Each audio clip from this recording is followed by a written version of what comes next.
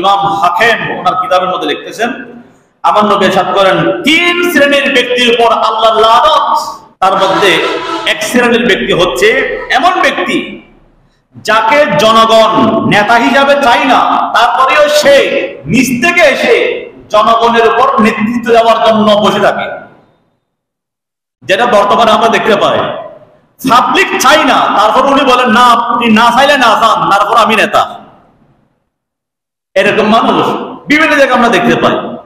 ওই ধরনের ব্যক্তির উপর আমার আল্লাহ লানত দিয়েছেন। দ্বিতীয় নাম্বার, ওই মহিলা যার উপর তার স্বামী অসন্তুষ্ট।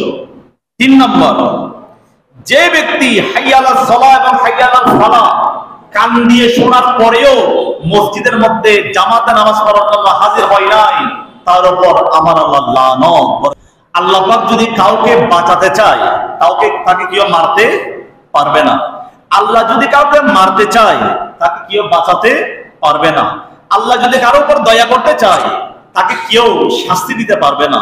আল্লাহ যদি কাউকে লানত দিতে চায়, তাকে কেউ রহম দয়া করতে পারবে না।